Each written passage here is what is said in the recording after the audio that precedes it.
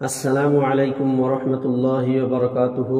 প্রিয় দর্শক মণ্ডলী, আজকে আপনাদের সম্মুখে এখানে প্রয়োজনীয় 40টি হাদিস এবং বিভিন্ন সূরার ফজিলতসমূহ এখানে তুলে ধরা হয়েছে। তো আমরা যারা হয়তো রোগী আছি, যারা হয়তো পড়া মনে থাকে না বা কারো কোনো সমস্যা আছে, যত ধরনের সমস্যা থাকুক, এই কয়েকটি নিয়ম যদি আপনি আমল করতে পারেন, আল্লাহ রাব্বুল আলামিন আপনার সমস্ত সমস্যাকে দূর করে দিবেন। তো আশা রাখি সবাই মনোযোগ সহকারে ভিডিওটি দেখবেন। আব্দুল মালিক ইবনে উমাইর রাদিয়াল্লাহু তাআলা আনহু সূরা ফাতিহার ফজিলত সম্পর্কে হুজুর পাক সাল্লাল্লাহু আলাইহি ওয়াসাল্লাম এর হাদিস বর্ণনা করেন যে সূরা ফাতিহা যে কোনো রোগের ঔষধ স্বরূপ। সূরা ফাতিহার ফজিলত বিভিন্ন riwayate বর্ণিত আছে। একটি হাদিসে বর্ণিত আছে যে জৈনিক সাহাবী নামাজ পড়িতেছিলেন, হুজুর সাল্লাল্লাহু আলাইহি ওয়াসাল্লাম তাহাকে ওই অবস্থায় ডাকিলেন। সে নামাজের কারণে উত্তর দিতে পারিল না। নামাজান্তে যখন সে হাজির হইল, হুজুর সাল্লাল্লাহু আলাইহি ওয়াসাল্লাম তাহাকে বলিলেন, আমার ডাকে কেন তুমি সাড়া দিলে না? তিনি বলিলেন, আমি নামাজে ছিলাম। হুজুর সাল্লাল্লাহু আলাইহি ওয়াসাল্লাম বলিলেন, তুমি কি কোরআনের এই আয়াত পড়ো নাই? ইয়া আইয়ুহাল্লাযীনা আমানুস্তাজিবু লিল্লাহি ওয়া লির-রাসূলি ইযা দাআকুম। হে ঈমানদারগণ, তোমরা আল্লাহ ও তাহার রাসূলের ডাকে সাড়া দিবে যখনই তিনি তোমাদিগকে আহ্বান করিবেন। কোরআনের একটি আয়াত, আউযু বিল্লাহি মিনাশ শাইতানির রাজীম, ইয়া আইয়ুহাল্লাযীনা আমানুস্তাজিবু লিল্লাহি ওয়া লির-রাসূলি ইযা দাআকুম। হে ঈমানদারগণ, তোমরা আল্লাহ ও তাহার রাসূলের ডাকে সাড়া দিবে যখনই তিনি তোমাদিগকে আহ্বান করবেন। তারপর বলা হয়েছে যে অতঃপর হুজুর সাল্লাল্লাহু আলাইহি ওয়াসাল্লাম বলিলেন, তোমাকে কি কোরআনের সর্বশ্রেষ্ঠ সূরা শিক্ষা দিব না? ইহা আলহামদুলিল্লাহ সূরার 7টি আয়াত মাত্র। কোন সুফিদের মতে যাহা কিছুই পূর্ববর্তী আসিয়াছে, আবার যাহা কিছু কোরআনে আছে, উহা সূরা ফাতিহার মধ্যে রহিয়াছে, এবং যাহা কিছু ফাতিহার মধ্যে আছে উহা বিসমিল্লাহির রহমানির রহিম এর মধ্যে রহিয়াছে। সুফিগণ এর ব্যাখ্যা করিয়াছেন যে উহার অর্থ হইল মিলাইয়া দেওয়া, এবং সমস্ত আসমানের কিতাবের উদ্দেশ্যই হইল বান্দাকে আল্লাহর সহিত মিলাইয়া দেওয়া। কেহ আরো বর্ধিত করিয়া বলিয়াছেন যে বা আখরটি যে রয়েছে তার মধ্যে কিছু আছে উহা নিচের বিন্দু নুক্তার মধ্যে রহিয়াছে। একত্ববাদের পরিভাষায় নুক্তা বলা হয় ওই জিনিসকে যাহা অবিভাজ্য, অর্থাৎ একমাত্র আল্লাহর শরীকবিহীন একত্ববাদের দিকেই ইঙ্গিত করিতেছে। কোন বুজুর্গ বলেন যে ইয়্যাকা না'বুদু ওয়া ইয়্যাকা নাস্তাঈন, এর ভিতর দিন ও দুনিয়ার সমস্ত মকসুদ নিহিত রহিয়াছে।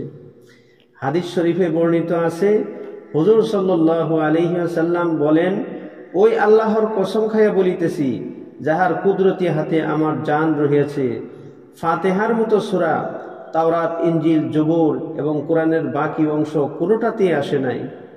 মাশায়েখগণ লিখিয়াছেন, পূর্ণ বিশ্বাস সহকারে ফাতিহা পাঠ করিলে সব রোগ হইতে সে মুক্তি পায়।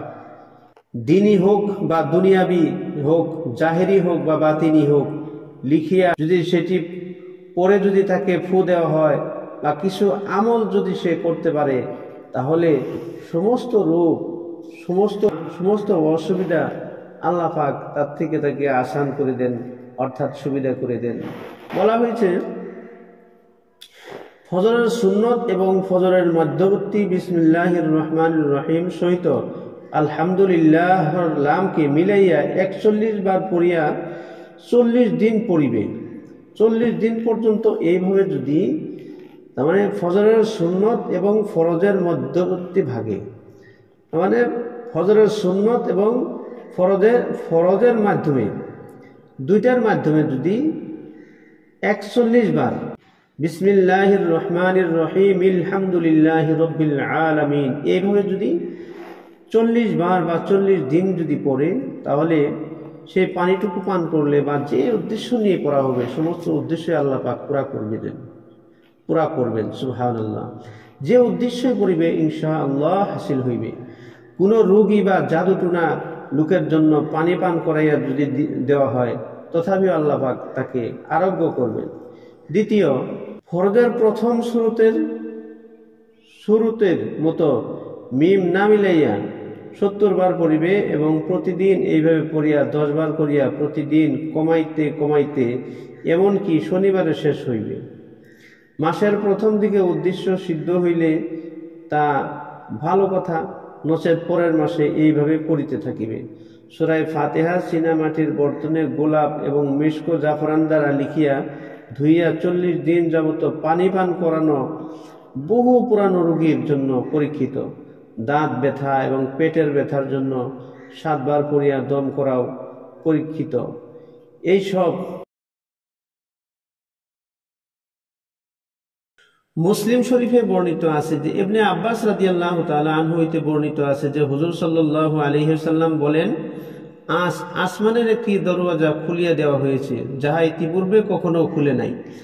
অতঃপর সেই দরওয়াজা দিয়ে একজন ফেরেশতা অবতীর্ণ হন যিনি ইতিপূর্বে কখনো নাজিল হন নাই। সেই ফেরেশতা বলিল, হুজুর, 2টি নূরের সুসংবাদ গ্রহণ করুন যাহা আপনার পূর্বে আর কেহ লাভ করে নাই। প্রথম হলো সূরা ফাতিহা, দ্বিতীয়টি হলো সূরা বাকারা, শেষ কয়েকটি আয়াত। উহার নূর এই জন্যই বলা হয়েছে যে কিয়ামতের দিন পড়নেওয়ালার আগে আগে চলতে সূরা ইয়াসিনের ফজিলত। সূরা ইয়াসিন পড়লে কি লাভ হয় সেটার ফজিলত সম্পর্কে আমরা এখন জেনে নিই। একটি হাদিস বলা হয়েছে, হযরত আতা বিন আবি রাবাহ রাহমাতুল্লাহি আলাইহি আমার নিকট তাহতাকি সারিয়া ওয়াহুজি, যে ব্যক্তি দিনের প্রথম ভাগে সূরা ইয়াসিন পাঠ করিবে তার যাবতীয় প্রয়োজন মিটিয়ে দেওয়া হবে। হাদিস শরীফে সূরা ইয়াসিনের বহু ফজিলত বর্ণিত হয়েছে। একটি রাওয়ায়াতে আছে যে প্রত্যেক জিনিসের একটি দিল আছে, কোরআনের দিল হইল সূরা ইয়াসিন। সুবহানাল্লাহ। যে ব্যক্তি সূরা ইয়াসিন পড়িবে আল্লাহ পাক তার 10 খতম কোরআনের সওয়াব তার আমলনামার মধ্যে লিখিয়ে দেওয়া হইবে। সুবহানাল্লাহ। অন্যত্র আছে আল্লাহ তাআলা সূরা ইয়াসিন ও সূরা তোয়াহাকে জমিন ও আসমান সৃষ্টি করিবার 1000 বছর পূর্বে পাঠ করিয়াছেন। তখন ফেরেশতারা উহা শ্রবণ করিয়া বলিতে লাগিলেন, বড় ভাগ্যবান ওই উম্মত যাহাদের উপর এই কোরআন অবতীর্ণ হইবে এবং অন্তর কতই না সুখী হইবে যে খুশহাল যে উহাকে তেলাওয়াত করিবে এবং কতই না তৃপ্তি লাভ করিবে ওই জিহ্বা যে উহাকে মুখস্থ করিবে। সুবহানাল্লাহ। এবং কতই না তৃপ্তি লাভ করিবে ওই জিহ্বা যারা এই শব্দগুলি সূরা ইয়াসিনকে পাঠ করিবে এবং মুখস্থ করিবে। অন্য একটি হাদিসে আছে, যে ব্যক্তি শুধু আল্লাহর সন্তুষ্টি লাভের জন্য সূরা ইয়াসিন পাঠ করিবে তাহার পূর্ববর্তী যাবতীয় পাপ মাফ করিয়া দেওয়া হইবে। কাজেই এই সূরাকে তোমরা মৃত ব্যক্তির উপর পড়িতে থাকো। যারা মৃত্যু হয়েছে তাদের মাগফিরাতের জন্য এই সূরা বেশি বেশি করে পড়তে বলা হয়েছে। হাদিস শরীফে আছে, তওরাত কিতাবে সূরা ইয়াসিনকে মুআম্মা নামে অভিহিত করা হয়েছে, কেননা তেলাওয়াতকারীর জন্য উহা দুনিয়া ও আখিরাতের যাবতীয় মঙ্গল আনায়ন করে। উহা ইহকাল ও পরকালের সমগ্র মুসিবত দূর করে। ইহার এক নাম রাফেয়া ও খাফেজা, অর্থাৎ মুমিন দিগকে মর্যাদাশীল করেন ও কাফের দিগকে বেইজ্জতি করেন। হুজুর সাল্লাল্লাহু আলাইহি ওয়াসাল্লাম আরো বলেন, আমার অন্তর চায় আমার প্রত্যেকটি উম্মতের হৃদয়ে সূরা ইয়াসিন হোক। আরো বর্ণিত আছে যে, যে ব্যক্তি রাত্রে পাঠ করিয়া মারা যাইবে সে শহীদ দরজা পাইবে। যে ব্যক্তি পাঠ করিবে তাহাকে ক্ষমা করিয়া দেওয়া হইবে। ক্ষুধার্ত অবস্থায় পড়িলে ক্ষুধা নিবারণ হয়, পথভ্রষ্ট অবস্থায় পড়িলে পথের সন্ধান পায়, খাদ্যের স্বল্পতায় পড়িলে উহা বরকত দেখা দেয়, মৃত্যুকালে রোগীর নিকট পড়িলে মরণ যন্ত্রণা লাঘব হয়, প্রসব বেদনার সময় পড়িলে সহজে সন্তান প্রসব হয়। হযরত মুকরি বলেন, বাদশাহ কিংবা শত্রুর ভয় থাকিলে উহা পাঠ করিলে ভয় ভীতি দূর হয়। একটি হাদিসে আছে, যে ব্যক্তি জুমার দিনে ইয়াসিন ও সাফাত পড়িয়া দোয়া করিবে তাহার দোয়া কবুল হইবে। সুবহানাল্লাহ। প্রিয় দর্শক মণ্ডলী, আমরা সূরা ইয়াসিনের ফজিলত সম্পর্কে জানতে পারলাম, সূরা ফাতিহার ফজিলত সম্পর্কে জানতে পারলাম, আরও এর অনেক অনেক ফজিলত হাদিস শরীফে পাওয়া যায়। তো এখন আসুন সূরা ওয়াকিয়ার ফজিলত। হযরত ইবনে মাসউদ রাদিয়াল্লাহু তাআলা আনহু বলেন, হুজুর সাল্লাল্লাহু আলাইহি ওয়াসাল্লাম ইরশাদ করেন, যে ব্যক্তি প্রতি রাত্রে সূরা ওয়াকিয়া পাঠ করিবে কখনো তাহাকে অভাব স্পর্শ করিবে না। ইবনে মাসউদ রাদিয়াল্লাহু তাআলা আনহু প্রতি রাত্রে তাহার কন্যাদিগকে সূরা ওয়াকিয়া পড়িবার জন্য আদেশ দিতেন। সূরা ওয়াকিয়ার ফজিলত যথেষ্ট বর্ণিত আছে।